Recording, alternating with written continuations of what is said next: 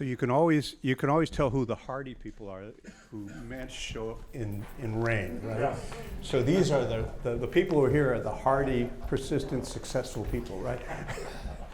So first of all, my name is Peter Young, and it's my privilege to co-host this with Noel in this, because this is a joint event between the Committee 100 and the Foreign Policy Association. And Noel is going to speak, and also Cindy Tsai, who is the interim president of Committee 100. I just wanted to briefly just explain how this collaboration happened. So Noel and I have known each other for a long time, and we kept running into each other at events. And eventually Noel said, you know something, we ought to do something together. So over the next 2 or 3 cocktail parties that we kept running each other, we thought about it, and we had lunch and said, you know, there's a natural collaboration between the two because we're different, we're both well-known organizations. Cindy will explain a little more about Committee 100 as well, but it really seemed like a natural fit because we have a lot of wonderful members, and our focus is on U.S.-China, and Foreign Policy Association is on policy and covers a lot of the world, but appreciated, you know, our connection on the Asia front. So we came up, actually Noel came up with this idea for this event, and if it goes well, you can compliment Noel. If it goes badly, it's my fault, right? So with that, let me turn it over to Noel to give some welcoming comments.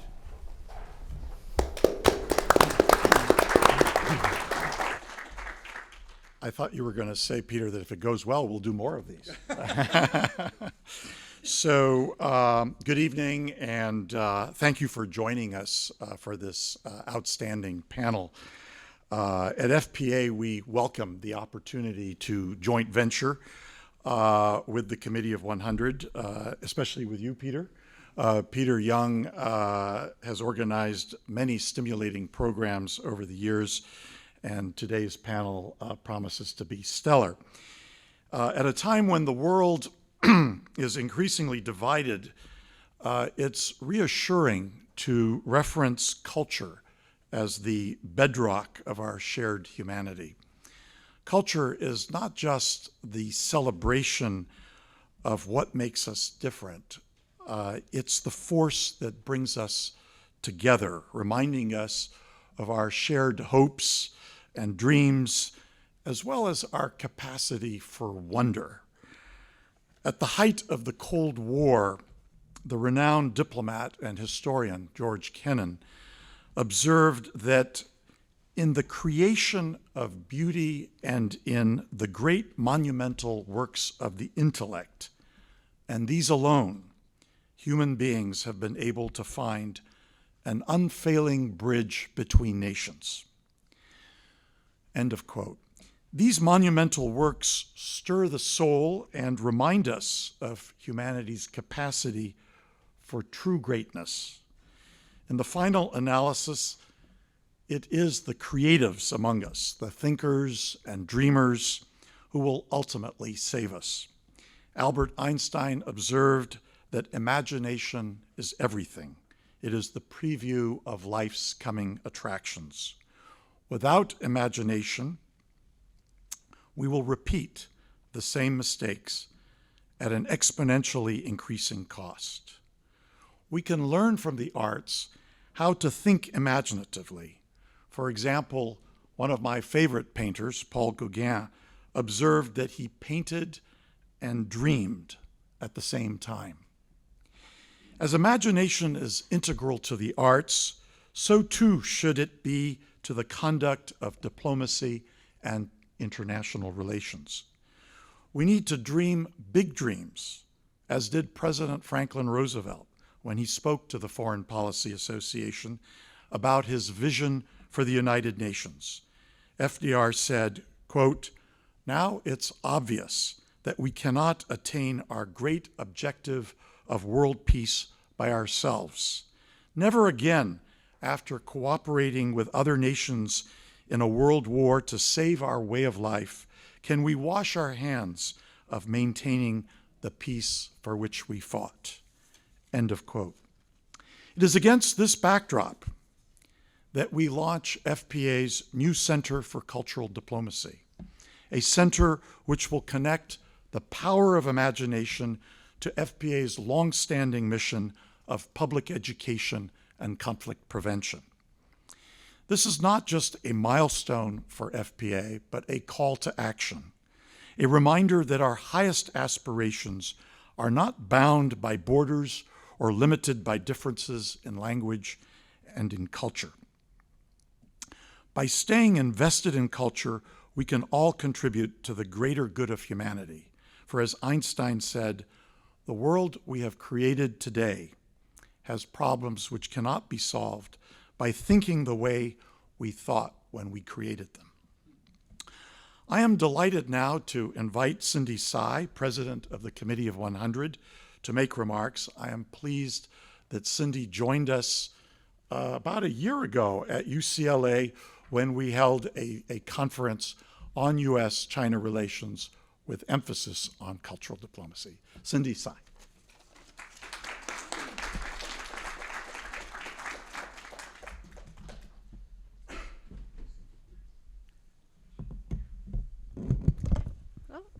I'm always the one who has to adjust the mic. All right. There we go. All right. Thank you, Noel, and a special thank you to you and the Foreign Policy Association for co-hosting tonight's event. I'd like to extend a warm welcome to Committee of 100 members, next generation leaders, as well as the distinguished guests from the Foreign Policy Association and the Academy of Rome. Your presence here is invaluable, and we greatly appreciate your support. As Noel mentioned, my name is Cindy Tsai. I'm the interim president for Committee of 100. Last year, we proudly celebrated our 35th anniversary. Founded in the aftermath of Tiananmen Square, the Committee of 100 is deeply committed in ensuring the full participation of Chinese American in American life and to foster constructive relations between the United States and Greater China. Every day, we collaborate with policymakers, civic leaders, educators, business executives, and engaged citizens like yourselves, providing critical insights, data-driven research, expert perspectives on issues impacting Chinese Americans and the broader AAPI community. Through our surveys, policy research, legislative education, exclusive events, and breaking news, we ensure that the Chinese American voices are heard at every level. With our headquarters right here in Manhattan and actually literally across the street, we have approximately 150 distinguished members across all sectors. Today's topic, diplomacy through culture, is deeply rooted in our mission. Cultural exchange plays a vital role in fostering mutual understanding, dispelling misconceptions, and strengthening diplomatic ties, all of which aligns with our efforts to bridge the gap between the East and the West. For decades, Committee of 100 has been highlighting the contribution of Chinese Americans across all sectors of society, including arts, culture, and diplomacy. Tonight's panel will showcase how cultural diplomacy, driven by the voices of Chinese and Asian Americans, can shape international perceptions and foster meaningful cross-cultural collaboration. But tonight's discussion is just the start. Committee of 100 will be hosting our annual conference and gala on April 25th, 26th in Los Angeles. There, we will explore fields such as contemporary Chinese art and even pop music, and talk about how those areas have influenced US and China collaboration. I hope that some of you guys will plan on joining us. You can find out more information about the event on our website, committee100.org. But in the meantime, I am going to turn this over to Peter and our distinguished panelists for what will be a delightful conversation. Thank you.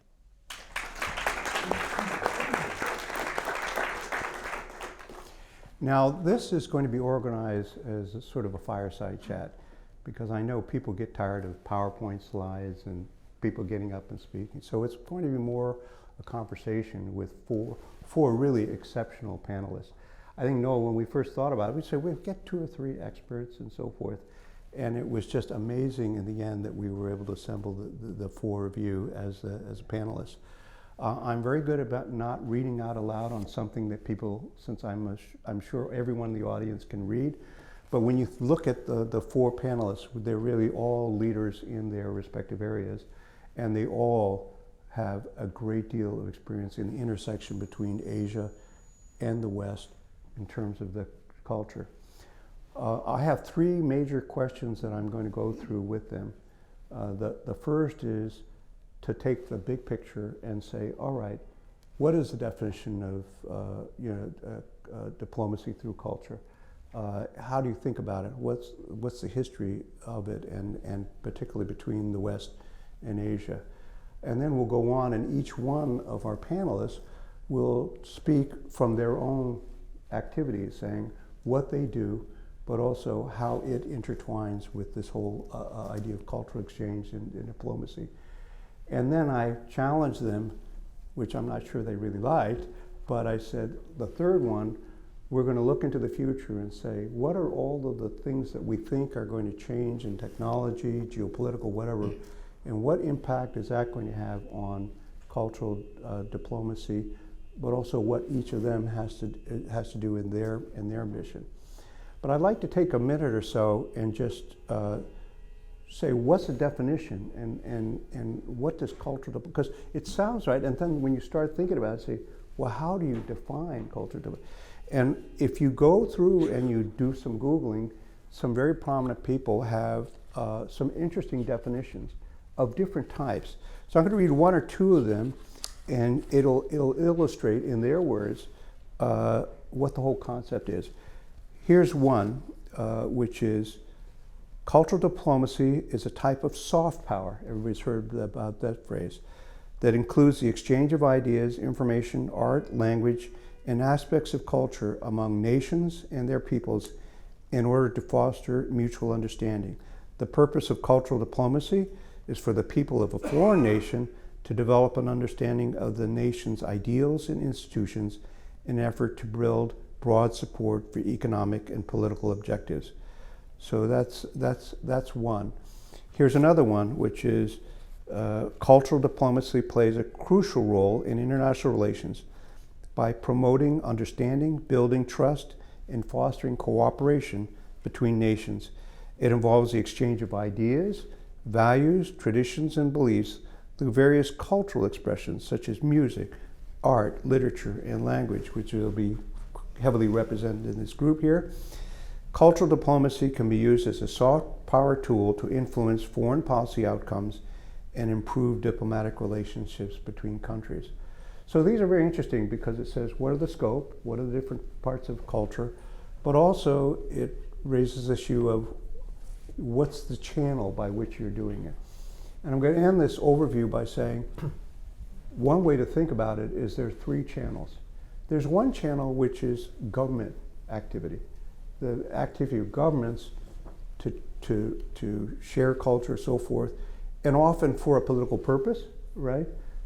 Such as some people will talk about the ping pong diplomacy, right? As you remember, or the first visit of the New York Philharmonic under Leonard Bernstein to China and so forth, which were cultural things, but they were in the early years where the China and the West was starting to open up, and by anyone's measure, those things had a big impact, and it went the other way, as well. The second group are non-governmental organizations, which this panel is heavily represented. They're not government agencies, but they're organizations for which their purpose is multiple things, including part of it is to exchange culture between countries and so forth. And the last are the indirect, which is, for example, movies. No one produced, Star Wars for the purpose of influencing Chinese opinion. But inevitably, as movies were seen in different countries and so forth, it has the effect of educating people about about different cultures and so forth, or music, for example, and or things like social media, for example, is a mechanism by which information and language and ideas are exchanged. So I want you to think about those three categories, because each one has a very important role in exchanging ideas and music and culture. And over time, and this cultural diplomacy isn't a recent phenomenon. It goes back maybe centuries, right? If you really study the issue. So with that, what I'd like to do is start with the first question, which is, and by the way, my rule is don't force panelists to speak on something they don't want to talk about. So I will pose questions and let the panelists decide who wants to say and in what order. So this first question really is, if you look back on history and think about the things that are drivers of cultural diplomacy and so forth, what are the thoughts that come to mind, particularly in the areas that you are, whether it's art or music or so forth? What are some of the things that you come to mind as far as what role cultural diplomacy has, and examples, particularly between Asia and the West? So I'll let anyone who wishes to speak first. I'll jump in. Okay. Because actually I think we have better historians here who I think can answer that question very specifically, but I'd like to tee it up a little further, which is, I love what we said about Einstein and his comment about imagination. It reminds me of something that Susan Sontag also once wrote, that civilizations come and go, empires come and go, rise and fall, but what endures is art and thought. And the reason that art and thought endures, it's because it's protected, but sometimes it's protected by exchange, including many of our, early Greek mathematics and astronomy and philosophy was preserved by the Islamic world for centuries during our quote-unquote dark ages, and translated from the Greek. So I think that that is what civilization and culture is.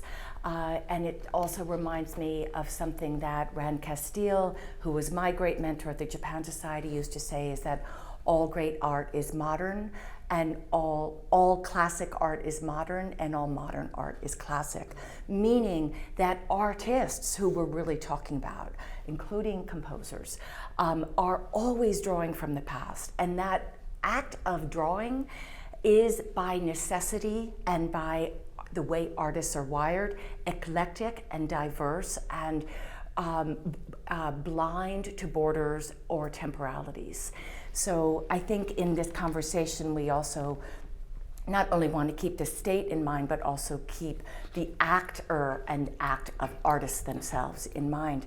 I just want to end with two thoughts, which is I was raised professionally at the Japan Society in the culture of John D. Rockefeller, who inherited the Japan Society, I shouldn't say inherit, took over the Japan Society in the immediate post-war period. It had been founded in the late 1890s, survived as a draft of an envelope in a post office box on 47th Street during World War II. And in the immediate post-war period, along with Dulles, he resuscitated it. And it was on the basis of Japan Society, which had a policy center, a business center, but also very importantly, a gallery, a performing arts stage, and a film center, that he went on to found the Asia Society in 1957. But in his opening remarks for the new building, founded not coincidentally across the street from the UN in 1971, he said, as an independent private organization, the Japan Society can take initiatives not available to governments. This new house, designed by Junzo Yoshimura, as the home of Japan Society, can serve as a meeting place for the peoples of both countries from many walks of life, where we can learn from each other and explore many topics together. Japan House will, in itself, be a visible symbol of Japanese-American partnership not friendship, partnership. So I think that many of us have worked at institutions here in New York and nationally that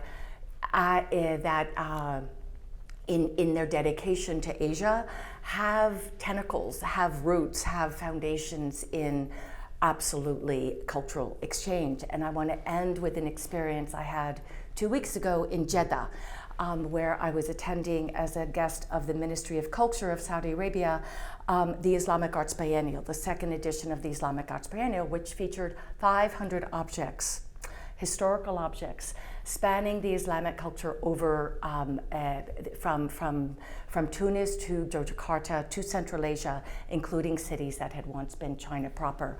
And that included loans from the Vatican Library, including the first Quran translated into Hebrew and the first Quran translated into Latin. And we had members from the Vatican VIPs at the opening, as well as loans from the Louvre and Doha and everywhere else.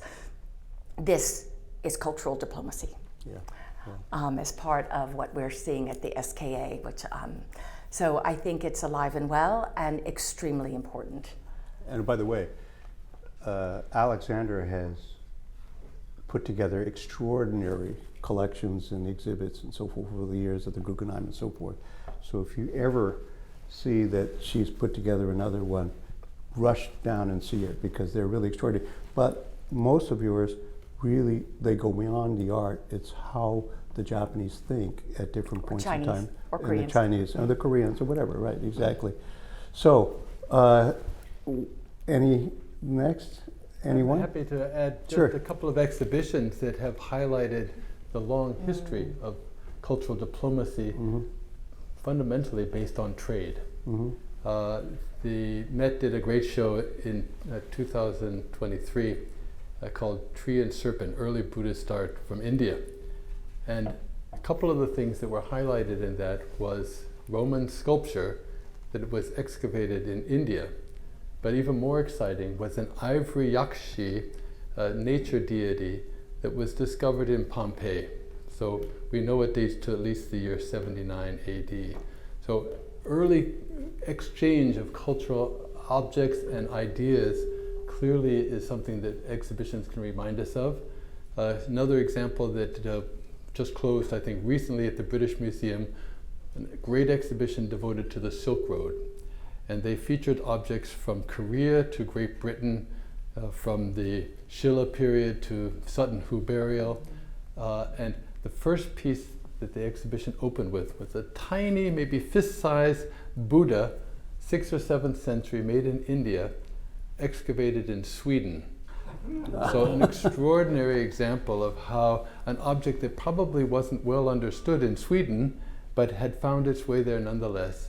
And the third exhibition that I would cite is one called Interwoven Globe, which highlighted textiles and how from 1500 to 1800 there was this extraordinary exchange, not unlike the internet today, but woven of literal fabrics. And my favorite example was a piece of textile, British design, made in India for the Japanese market.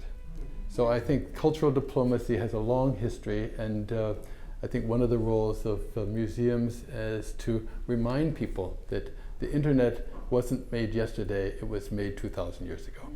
Yeah, that's right. By the way, do you think that Buddha statue helps Swedish-Indian relationships at the time, or do you need to do a little more research? They didn't highlight that as part of the labeling, but I'm sure Prime Minister Modi would have preferred a Hindu piece. By the way, your comment is very interesting because a couple of years ago I went to an exhibit of all the early trade between China and Europe and the US, where they looked at all of the things that were going back and forth. And it absolutely mirrors your point, which was it actually not only caused culture to be exchanged, but had a huge impact on each of the countries in terms of economic and other aspects and political aspects. One of the great things about the Tang Dynasty, which was a great cosmopolitan age where they were open to different religions and certain trade, was that when the Sasanian Empire was overrun by Islam, the whole court, including their silver makers, moved to Chang'an, the capital of the Tang Dynasty. And if you look at Tang silver, it's very clearly influenced by Sasanian art. Yeah, that's right. So, I mean, I think it's. go ahead, Peter.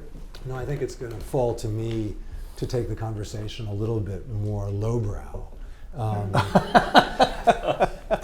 Be wary of someone who always says, something like that, because usually they'll say something really brilliant. You mean you're going to slum in Europe instead of Asia? Well, I'll get to that, but I was just thinking, every time I hear a staticky rendition of Lydia Bolero, I think of the shortwave radio that I got as a birthday present when I was 11 or 12, or listening to the Super Bowl on Armed Forces Radio when I was overseas in the middle of the night.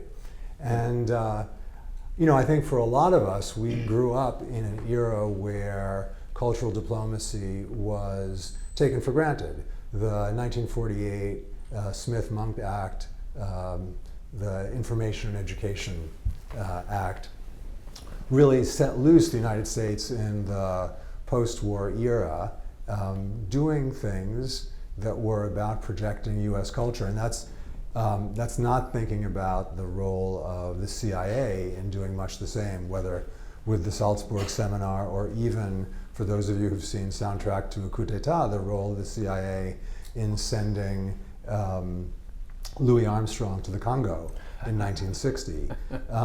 So this is a kind of common, and if you want to go to other countries, the British Council, the Goethe Institute, all of these do the same sort of function. From where I sit now in Rome, and as a historian, this really takes me back to the creation in the middle of the 1660s by the French of an academy in Rome that was to be an outpost for the French there. The intent for them, as for all of the academies that followed, and there was a long gap between the middle of the 1660s, the early 19th century when the Germans created something, and then later in the 19th century the Spanish, then the American Academy in Rome was created in 1894, and then the British, and a whole slew afterwards. There's now about 37 foreign academies and institutes in Rome, all of which are institutional residue, as if the tide washing in and then going out again, of the Grand Tour, of people coming to Rome to visit, but not just, because when there were lots of visitors in the 18th century, there was still only that one academy. It's the two-way dimension of cultural diplomacy that these academies represent. That's to say, you go to a place to experience something, and then you bring that place back to where you came from. And maybe the best example of how this works is something like Goethe's Italienische Reise, his Italian trip, which spreads through the world one person's experience of what cultural back and forth is like. But I was telling Noel before we started that when this invitation arrived long ago, it seemed like we would be talking about something not only obvious, but a little bit like apple pie and parenthood, something that didn't need argument or justification.